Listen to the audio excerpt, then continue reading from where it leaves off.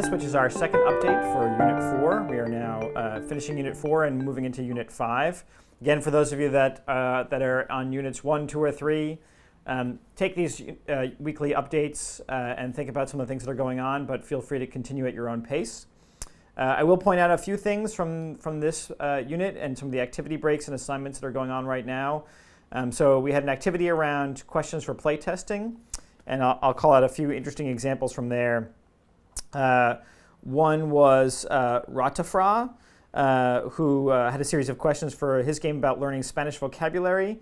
And there were in particular just a couple nice questions in there that were questions around what kind of rewards would you be looking for, what kind of challenges were you looking for as you're moving through your game. These are some of the fundamental structures that we think about in games, and so calling out for feedback on those is a nice thing to do.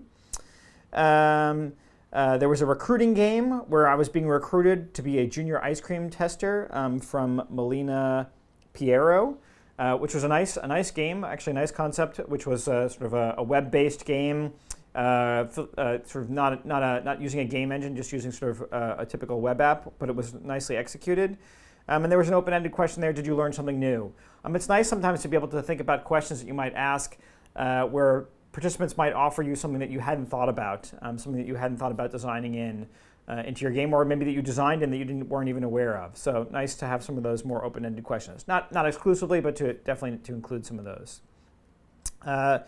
German Gallego, who also had a game with lots of questions in that one. Really nice set of questions there. Sometimes more isn't always better. It's nice to sort of pare down some of those questions to figure out what you think are the most essential ones, particularly when you're thinking about how you sort of pace those in through the game. Thinking about where you might ask those questions. Are those happening during the game? Are they happening after the game? How does that impact the experience when you're thinking about yourself on the receiving side of those surveys as well as giving them? The assignment this week was on playtesting and iterating. I'll call out one game from Zolban, which was a 3D game about magnets. Really nicely done game. And he had actually a video of some of the playtesting and some of the summarizing that playtesting that was on YouTube, and somehow already had about 800 hits on that YouTube video. So really popular video about playtesting, so congratulations on that, and really well done. It's nice to think about other ways we can incorporate some of that data and feedback, and video is often a useful one. Catherine had a nice game about river crossing that was done in Game Blocks. So a nice game where you had to sort of figure out how to sort different numbers and different people to get across the river successfully when boats had a limited capacity.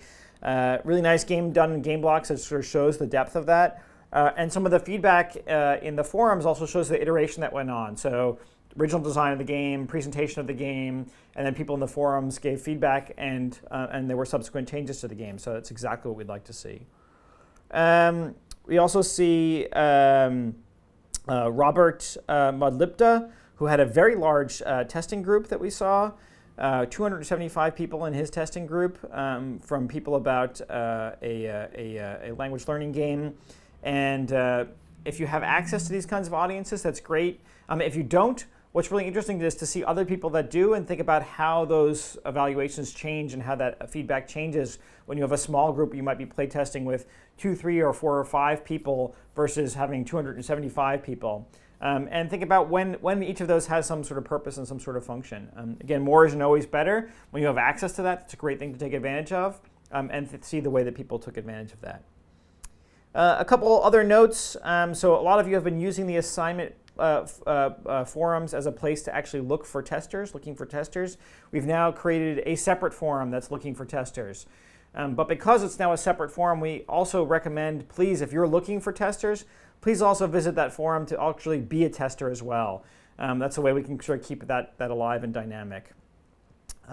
We also have a live event coming up, not this week, but it's just at the beginning of the following week, so I wanted to give you a heads up. On May 27th, we'll be having an Unhangout. That's what it's currently scheduled to be. We're checking out some of the technology. We did use that last semester, but we'll have some sort of live event on that day, if not an Unhangout, something similar as well, where people can interact.